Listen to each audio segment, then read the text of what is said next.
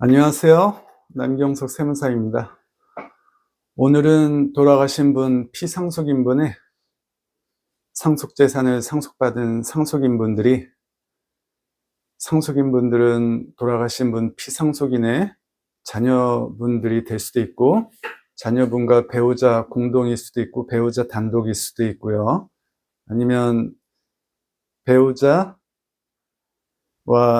돌아가신 분의 부모님이 같이 공동 상속인이 될 수도 있고, 배우자가 없으시면, 돌아가신 분의 배우자가 없으시고 자녀도 없으시면 돌아가신 분의 부모님이 상속인이 되셔서 이제 상속세 신고와 납부를 하게 됩니다. 이제 돌아가신 분 피상속인의 사망한 날로부터, 사망 개시일이죠. 돌아가신 분 사망 개시일에 속하는 달의 말일로부터 6월 이내에 상속세 신고 납부를 하게 되는데, 돌아가신 날이 상속 개시일이 2026년 1월 20일이다. 그럼 상속 개시일이 속하는 달의 1월 말일로부터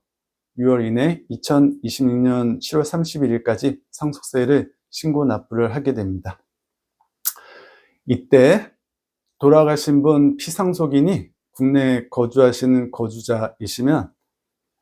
돌아가신 분 피상속인이 보유하고 상속한 국내 재산, 해외 재산 전부를 합산해서 상속세 신고 납부를 하게 되는데,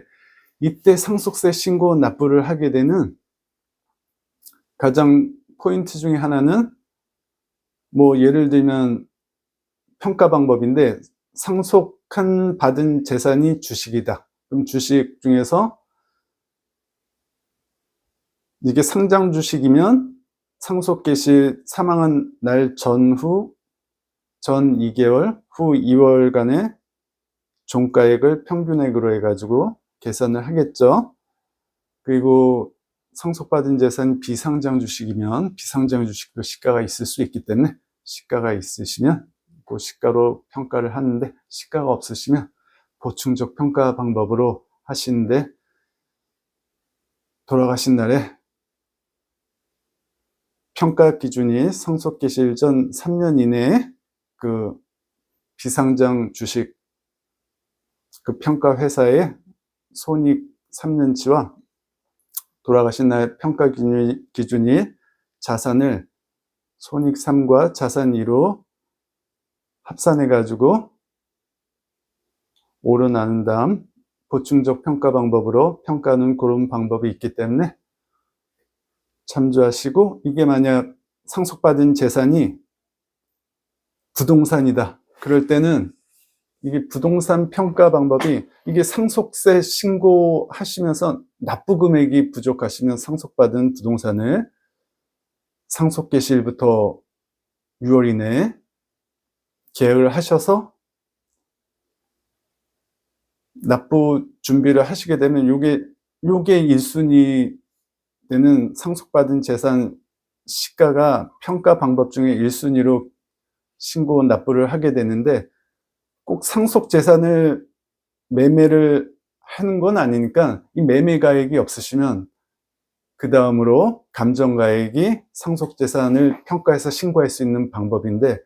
요것도 없으시면 이게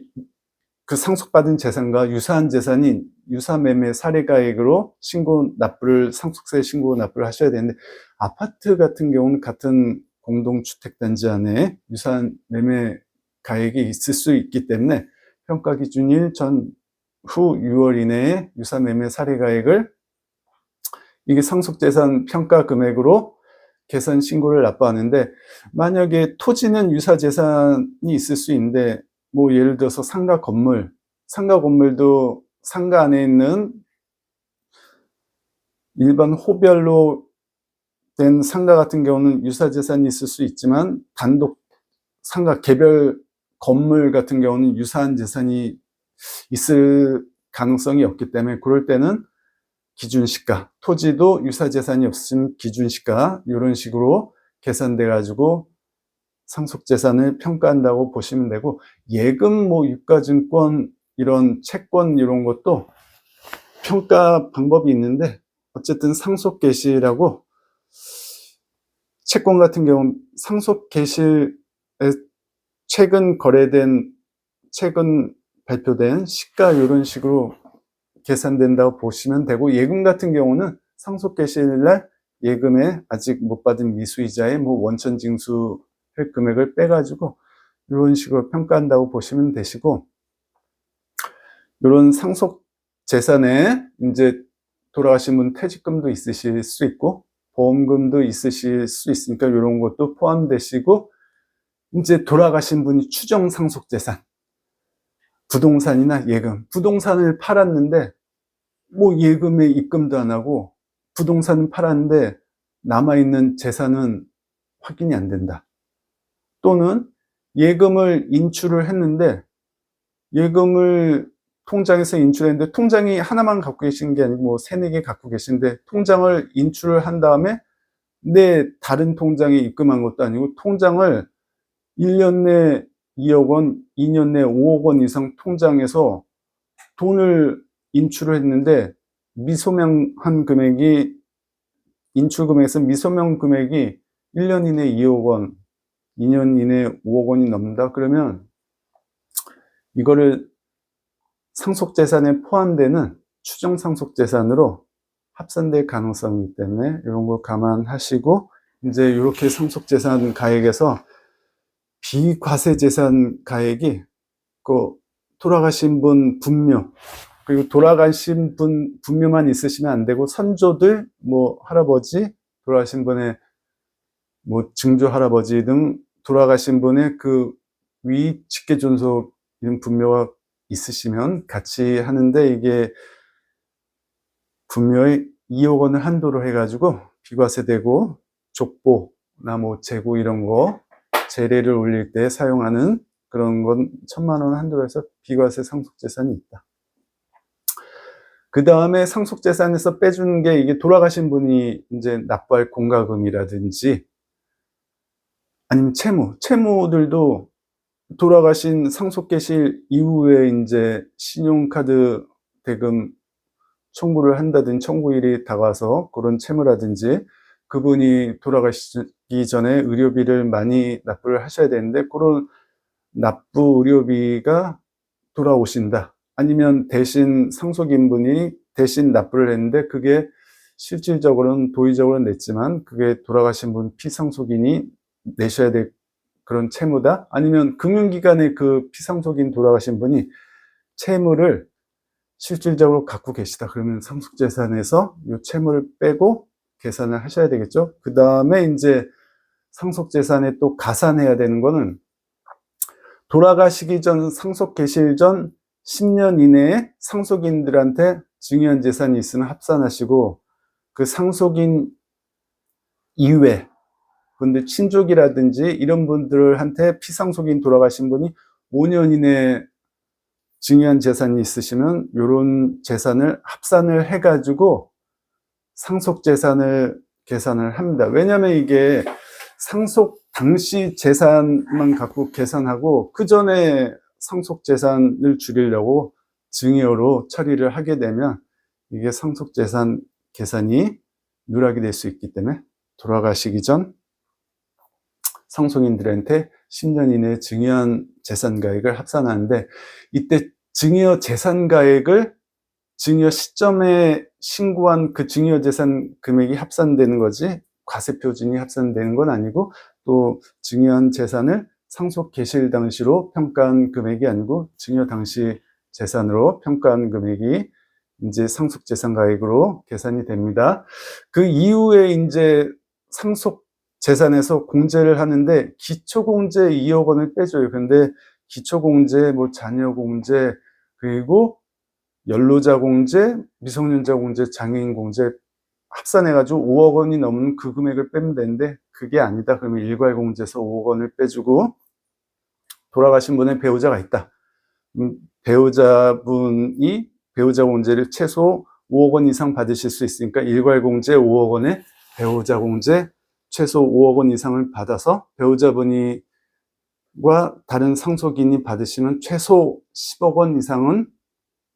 상속공제를 받으실 수 있다. 그런데 배우자분이 실질적으로 그 상속인 분들이 받는 재산이 많아서 배우자가 30억 원 이내 한도까지 실질 받은 재산과 법정 상속 지분을 계산한 금액이 30억 원까지 한도로 더 받을 수 있기 때문에 배우자 상속공제도 추가적으로 더 5억 원이 아니고 늘어날 수 있고요. 그 다음에 이제 가업상속공제인데, 가업상속공제가 요건이 몇 년 전까지는 되게 까다로웠습니다. 이게 직원들 급여나 고용 유지 이런 게 되게 까다로웠는데, 이제 요건도 그런 요건도 완화가 되고, 그래서 돌아가신 분, 피상속인 분이 중소기업을 운영하시다가 아니면 중견기업 돌아가시기 전 평균 매출액 3년간 평균 매출액이 5천억 원 미만이시면 요 가업상속공제 요건에 해당되시면 이게 300억 원에서 600억 원 한도로 이게 가업상속공제를 해주시니까 요건에 맞으시면 요 공제를 받으시면 되시고, 이제 그 다음에 일반적으로 금융재산 상속공제인데, 그 돌아가신 분이 예금 뭐 이런 금융재산이 뭐 10억 원 있고 금융채무가 2억 원 있으면 뭐 순금융재산 10억 원 마이너스 2억 원에 8억 원에 대한 20% 그러면 1억 6천만 원을 공제를 받겠죠. 근데 한도 없이 해주는 건 아니고 순금융재산이 10억 원일 때 곱하기 20% 2억 원까지 한도로 해가지고 금융재산 공제를 해준다. 그 다음에 이제 동거주택 상속공제도 있는데, 그 돌아가신 분과 같이 동거하시던 10년간 계속 상속 계실로부터 10년간 쭉 이렇게 같이 동거하시던 배우자분이나 아니면 자녀분들이 그 상속받은 주택 1세대 1주택 이외에 다른 주택을 보유하지 않으신 그 분들이 10년 이상 같이 동거하신 분들은 요건이 맞으면 6억 원까지 한도로 해가지고 동거주택 상속공제를 받으실 수 있다. 이렇게 해가지고 상속재산에서 상속공제를 뺀 요 상속세 과세표준이 나오는데, 이 과세표준이 상속재산이 10억 원이고 뭐 상속공제가 예를 들면 뭐 9억 원이다. 그러면 1억 원이 상속세 과세표준이 되겠죠. 거기다가 이제 1억 원까지는 과세표준의 세율이 10% 되기 때문에 상속세가 1억 원 곱하기 10% 1,000만 원이 납부하시는데, 이게 과세표준이 5억 원이다. 그럴 때는 1억 원까지는 10%, 2억 원부터 5억 원까지는 적용세율이 20%이기 때문에 1억 원까지 10% 1,000만 원, 2억 원부터 5억 원까지 이제 20% 적용된 8천만 원 해가지고 5억 원일 때는 과표가 9천만 원 납부하시고, 5억 원부터 이제 10억 원까지는 적용 상속세율이 30%이기 때문에 5억 원까지 9천만 원 플러스 5억 원부터 10억 원까지 적용세율 30%한 1억 5천만 원에 9천만 원을 더한 2억 4천만 원, 이런 식으로 상속세가 납부금액이 계산이 된다. 근데 10억 원부터 30억 원까지는 상속세 적용세율이 40%, 그리고 상속세 과세표준이 30억 원이 초과할 때는 30억 원 초과하는 상속세 과세표준에 대한 적용세율이 50% 이런 고율의 상속세가 적용이 됩니다. 이렇게 적용된 상속세 산출세액이 계산이 되면 이제 아까 말한 상속인에게 상속 개시 사망일로부터 10년간 증여재산을 가산한 금액에 대해서 증여세액을 납부한 금액이 있으면 꼭 이중으로 부과하면 안 되니까 그 금액에 대한 사전 증여재산에 대한 증여세 공제를 해주시고, 그리고 그 산출세액 신고한 분에 대해서 3% 신고세액 공제를 빼줍니다. 네. 자진 신고하시면 3%를 빼주고, 그 남은 납부세액을 이제 납부를 하시게 되는데, 그 금액이 상속세 납부 금액으로 생각하시면 됩니다. 이렇게 계략적으로 이렇게 오늘 상속인 받으신 상속세 납부 금액에 대해서 계략적으로 알아보았습니다. 네, 감사합니다. 남경석 세무사입니다.